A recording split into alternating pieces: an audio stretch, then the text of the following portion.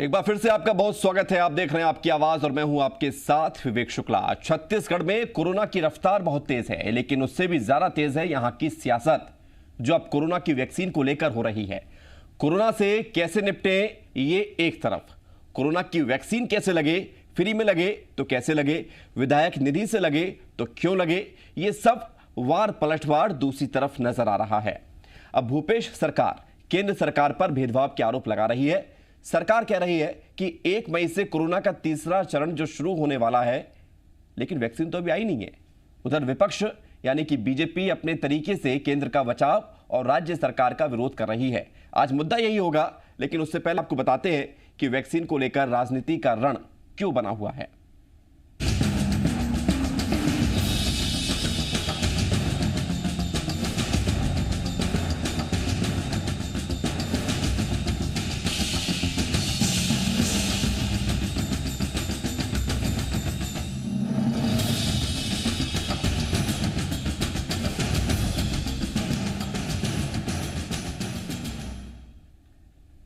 तो इस रण की कहानी अब आप समझिए। 1 मई से कोरोना वैक्सीनेशन का तीसरा चरण देश भर में शुरू होने जा रहा है, लिहाजा छत्तीसगढ़ में भी होगा, जिसके तहत 18 साल से ऊपर सभी लोगों को वैक्सीन लगाई जाएगी।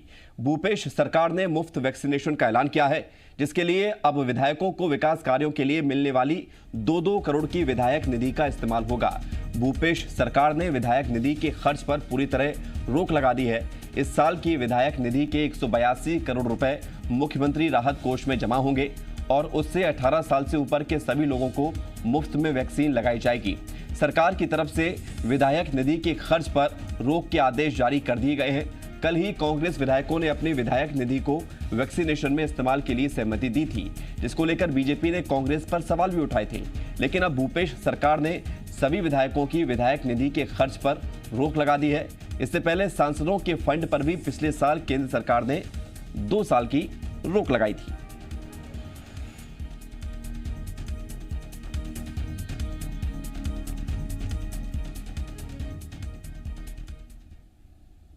विधायक निधि का वैक्सीनेशन के लिए इस्तेमाल करने पर छत्तीसगढ़ में जमकर सियासत हो रही है। नेता प्रतिपक्ष धर्मलाल कौशिक का कहना है कि यह सरकार का फैसला है और इस बारे में सरकार ने विधायकों से कोई चर्चा नहीं की है। वहीं कांग्रेस ने पलटवार करते हुए कहा कि सरकार ने मौजूदा हालात को देखते हुए यह फैसला किया है। इस वक्त लोगों की जान बचाना सबसे ज्यादा जरूरी है।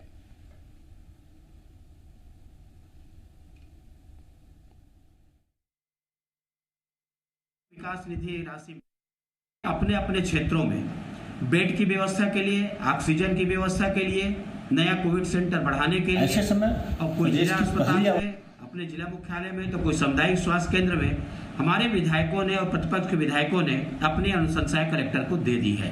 और कलेक्टर को देने के बाद में यही हमारी इच्छा है कि वहाँ के लोगों को लाभ मिलनी चाहिए, जो क्षेत्र के लोग हैं उनको। और इसलिए पिछले साल भी हम लोगों ने दिया था और इस वर्ष भी हमने जारी किया है। ऐसे समय प्रदेश की पहली आवश्यकता है जनता को वैक्सीनेशन करना, जनता को कोविड से बचाना। आखिर विधायक निधि का पैसा कहाँ खर्च होता है? विधायकों के माध्यम से उनके क्षेत्र में खर्चा होता है। अब वही पैसा सरकार के माध्यम से उनके क्षेत्र की जनता को वैक्सीनेशन में खर्चा किया जाएगा। जनता को वैक्सीनेशन के माध्यम से कोविड से बचाने में खर्चा किया जाएगा। मैं नहीं समझता हूँ कि इसमें किसी भी प्रकार की भारतीय जनता पार्टी या अन्य किसी को कोई आपत्ति होनी चाहिए। उधर सीएम भूपेश बघेल ने केंद्र सरकार पर भेदभाव का आरोप लगाते हुए हमला बोला है। उन्होंने कहा है कि कांग्रेस शासित राज्यों के साथ केंद्र सरकार भेदभाव कर रही है।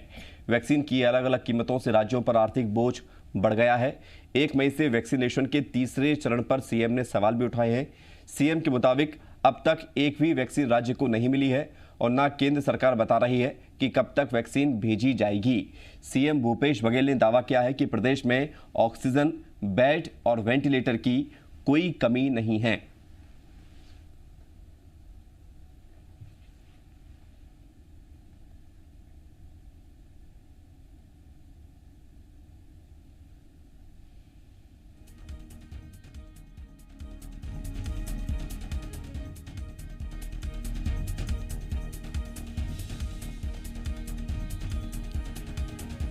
तो वैक्सीन की अलग अलग दर, इसको लेकर सवाल उठाए हैं छत्तीसगढ़ के मुख्यमंत्री भूपेश बघेल ने।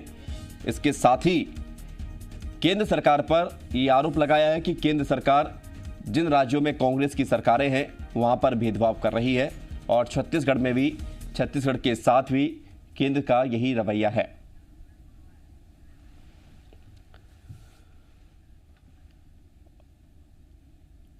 और आइए अब चर्चा की शुरुआत करते हैं। खास मेहमान हमारे साथ जुड़ रहे हैं सुरेंद्र वर्मा, प्रवक्ता है कांग्रेस के। बहुत बहुत स्वागत आपका सुरेंद्र वर्मा जी मध्य प्रदेश छत्तीसगढ़ में। और कुछ देर में संजय श्रीवास्तव भी हमारे साथ जुड़ेंगे, प्रवक्ता बीजेपी के, बीजेपी का पक्ष रखेंगे। सुरेंद्र वर्मा जी, सवाल मेरा आपसे कि विधायक निधि तो आपने रोक ली, बीजेपी कह रही है कि आपने उनसे बात भी नहीं की, उनके विधायकों से। आप उनके विधायकों को, अपने विधायकों को तो कह दिया होगा आपने, लेकिन उनके विधायकों को उनकी विधायक निधि रोकने से पहले एक बार मैसेज या कोई बात तो कर देते। शुक्ला जी, जनहित जो है वो सर्वोपरि है। आपदा का समय है। 2 साल पहले जिस प्रकार से अभी बात हुई, 2 साल का जो सांसद निधि है, मोदी जी ने केंद्रीय जो सांसद है हमारे, उनकी जो निधि 2 साल के लिए रोक ली। सब कुछ गया पीएम केयर फंड में, और किसको क्या मिला वो सर्वविदित है। देखिए, आपदा काल में पारदर्शिता आवश्यक है। छत्तीसगढ़ सरकार एक एक पाई का हिसाब जनता के सामने आराम से ही रख रही है और आगे भी हम रखते रहेंगे। विश्वसनीयता के लिए सर्वप्रथम पारदर्शिता आवश्यक है। जिस प्रकार से केंद्रीय बजट में हमने देखा कि 2 महीना पहले किस प्रकार से वैक्सीनेशन के लिए 35,000 करोड़ रखने की बात कही गई, उसके साथ ही यह भी कहा गया कि ये अंतिम राशि नहीं है, आवश्यकता पड़ने पर इसको बढ़ाया जाएगा। मूल सवाल तो यही है जो माननीय मुख्यमंत्री जी पिछले 5 दिन से लगातार केंद्र सरकार से कर रहे हैं। आज माननीय सुप्रीम कोर्ट ने भी वही बात कही कि ये जो 8 गुना मुनाफाखोरी की इजाजत है, उसका आधार क्या है। माननीय सुप्रीम कोर्ट ने तो शपथ पत्र प्रस्तुत करने कहा कि कैसे कीमत तय करने का आधार क्या है।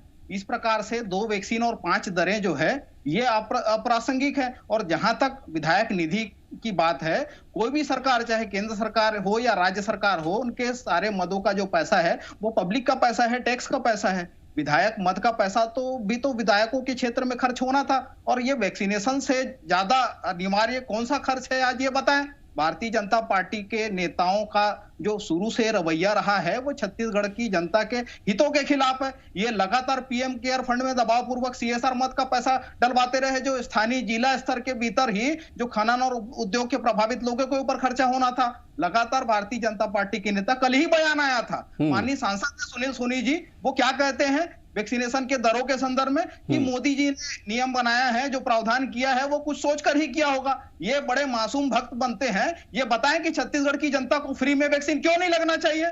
मोदी जी ने तो कह दिया कि हम फ्री में नहीं लगाएंगे, हम पैसे वसूलेंगे।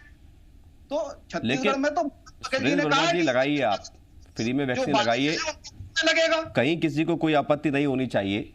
लेकिन राज्य सरकार ये भी कह रही है कि केंद्र सरकार भेदभाव कर रही है आपके साथ। क्या भेदभाव किया जा रहा है? देखिए शुक्ला जी, हमारी जो क्षमता है वैक्सीनेशन की, 3,000 से ज्यादा हमारे वैक्सीनेशन सेंटर हैं, 7,000 से अधिक वैक्सीनेटर हैं, और हमारी जो क्षमता है वो 4,000 से ऊपर करने का प्रतिदिन जो वैक्सीनेशन की हमारी क्षमता है 4 लाख तक वैक्सीन लगाने की है। हमको जो सप्लाई है, देखिए छत्तीसगढ़ का जो भौगोलिक क्षेत्रफल है, केवल बस्तर जो है वो केरल राज्य से बड़ा है। अंबिकापुर, सरगुजा, जसपुर पहुंचाने हमको पूरा 1 दिन लगता है। ये बफर स्टॉक देने से क्यों मना करते हैं? तो कैसे होगा अब तीसरा चरण, क्योंकि आज 27 तारीख हो गई है और 3 दिन बाद फिर तीसरे चरण की शुरुआत होनी है। उम्मीद है या नहीं है कि वैक्सीन आएगी? तमाम व्यवधानों के बावजूद छत्तीसगढ़ सरकार वैक्सीनेशन को लेकर कृत संकल्पित है। हमारे प्रदेश में जो 18 साल से ऊपर के जो लोग हैं उनको 1 तारीख से वैक्सीन लगना शुरू हो जाएगा। इसके लिए 21 तारीख को ही माननीय मुख्यमंत्री जी ने 4 बिंदुओं का पत्र माननीय प्रधानमंत्री जी को लिखा, और दोनों जो कंपनी है जो उत्पादन कर रही है वैक्सीन का, सीरम इंस्टीट्यूट और भारत बायोटेक, दोनों को 25-25 लाख वैक्सीन का ऑर्डर भी किया जा चुका है। यह स्पष्ट पत्र लिखा गया है भारत सरकार को भी कि माहवार आप कितना वैक्सीन देंगे, और सीरम इंस्टीट्यूट और भारत बायोटेक को भी उनकी उपलब्धता के बारे में जानकारी मांगी गई है। वो ठीक है। सुरेंद्र वर्मा जी, आप एक सवाल का जवाब और दीजिए कि अभी हाल ही में बीजेपी विधायकों ने अपने 1 महीने की सैलरी दी थी, तब कांग्रेस के द्वारा ये कहा गया कि ये दबाव में ऐसा किया जा रहा है ताकि लोगों के बीच अच्छा संदेश जा सके, लेकिन ये दबाव में दान दिया गया और अब आपने जबरदस्ती उनसे दान ले लिया, उनकी विधायक निधि को। तो जब वो स्वेच्छा से दें तो वो दबाव है, और जब आप हत्या लें या आप उनकी विधायक निधि को रोक लें तो क्या ये दबाव नहीं है? मैं विनम्रता पूर्वक निवेदन करता हूं कि ये विधायकों की निधि, ये उनकी निजी तिजोरी नहीं है, ये पब्लिक का ही पैसा है और पब्लिक के वेलफेयर में ही खर्च होना था।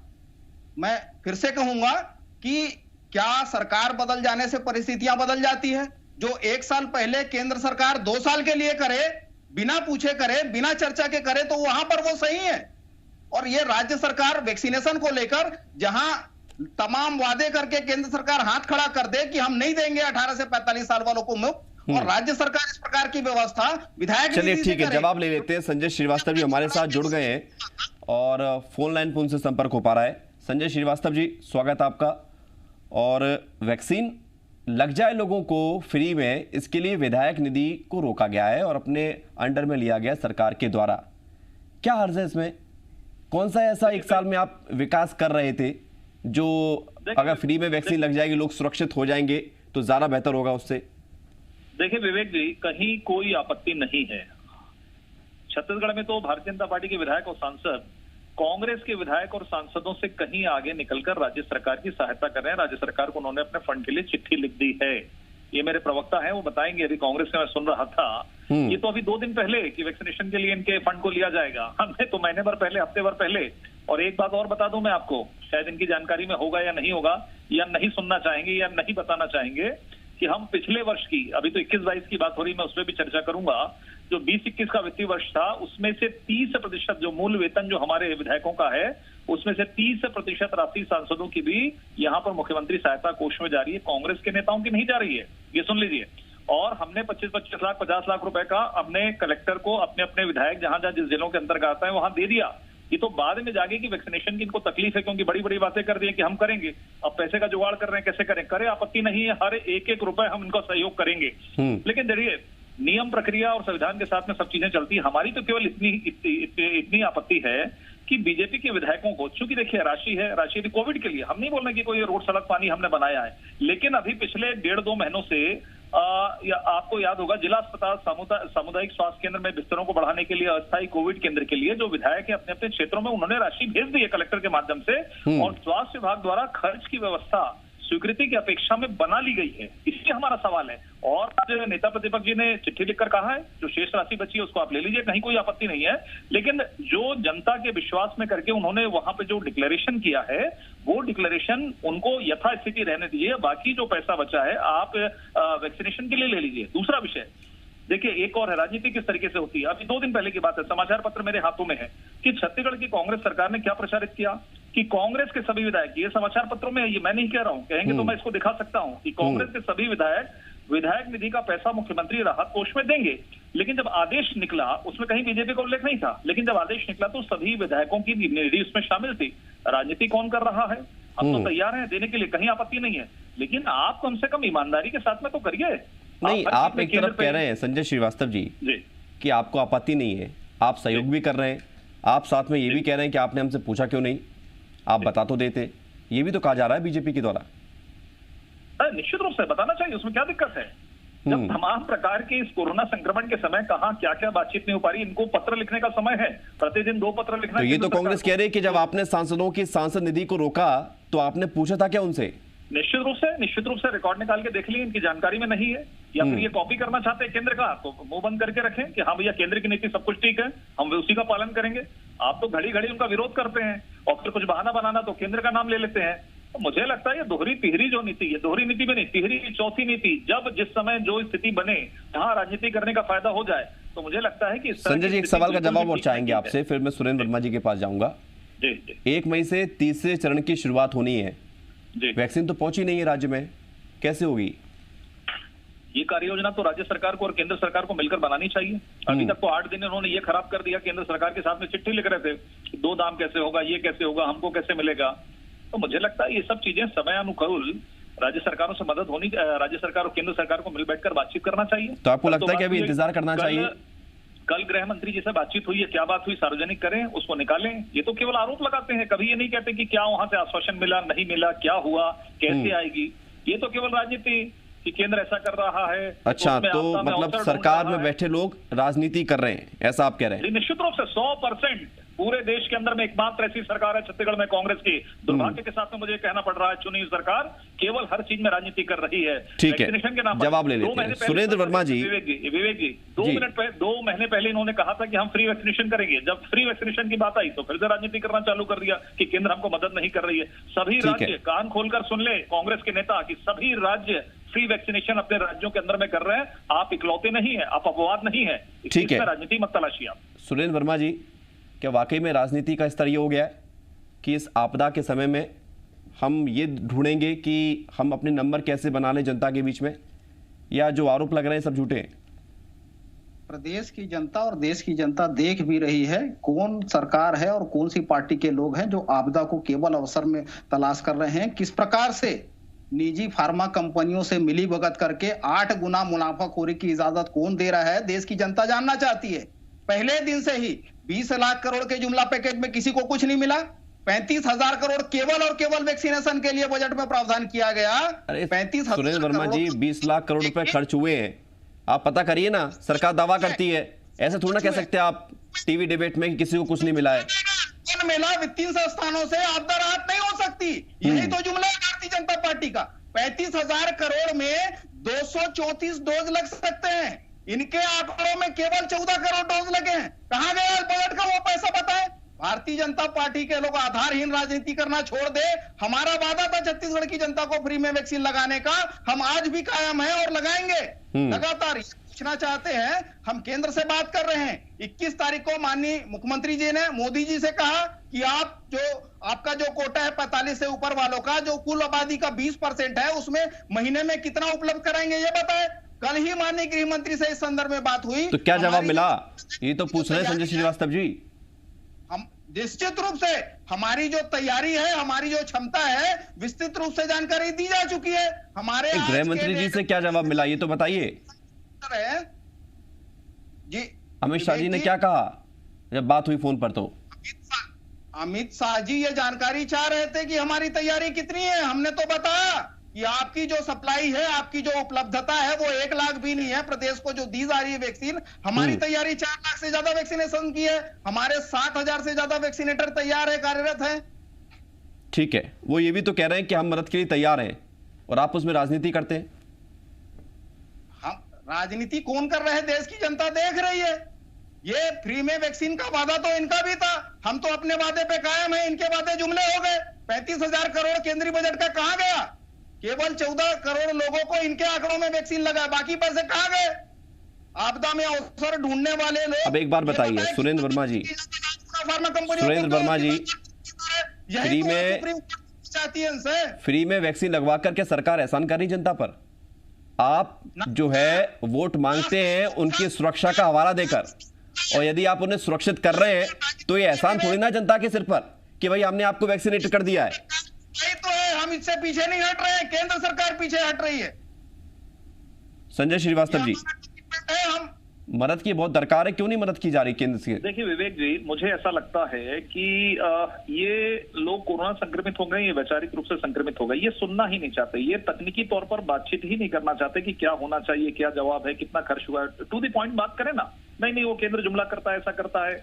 अब ये टू द पॉइंट तो बोल रहे हैं, 35,000 करोड़ कहाँ गए पूछ रहे हैं। ठीक है ना सर, 35,000 करोड़ सुन 35,000 करोड़ पूरे सुन लीजिए। सबसे पहले इनको ये जानकारी होनी चाहिए कि 35,000 करोड़, शायद ये गलतफहमी में वैचारिक संक्रमित हो गए कि इनको ये नहीं लग रहा कि छत्तीसगढ़ के लिए 35,000 करोड़ 35,000 करोड़ जो स्वास्थ्य के लिए पैसा रखा गया बजट में। मैं धन्यवाद देता हूं माननीय मोदी जी को कि उन्होंने समझा कि आगे सुन लो ये अरे भाई संक्रमित क्यों हो रहे हो, क्यों संक्रमित हो रहे हो आप सुरेंद्र जी सुन लीजिए, सुरेंद्र जी सुन लीजिए, दोनों साथ बोलोगे आवाज नहीं आएगी। संक्रमण बोलते हैं, इसी को संक्रमण बोलते हैं जो सुरेंद्र जी बोलता है। इनने तो, मेरा तो एक प्रश्न है विवेक जी, केवल एक बहुत सिंपल प्रश्न है, बहुत मासूमियत के साथ मैं इनसे सवाल करना चाहता हूं। इन्होंने बजट में, आपको मालूम है, जानकारी पहली सी सरकार होगी कि इस वर्ष का जो 21-22 का बजट है ना, उसमें 1 रुपए का भी इन्होंने कोरोना के नाम से पैसा नहीं रखा स्वास्थ्य बजट में। आपको सुनकर आश्चर्य होगा, आपको जानकारी होगी, मैं चुनौती देता हूं कि कल बता दें, कागज दिखा दें कि हमने 2 रुपए भी रखा है। ये लोग हैं कि जो कोरोना के लिए आने वाले 21-22 के अंदर में कोई दिक्कतें होंगी तो 1 रुपए का बजट भी नहीं। अर्थात यदि 1 रुपए भी लगता है तो केंद्र सरकार हमको मदद करे। ठीक है, वो जवाब देना चाह रहे हैं, समय भी समाप्त हो रहा है। बिल्कुल बिल्कुल। सुरेंद्र वर्मा जी बोलिए।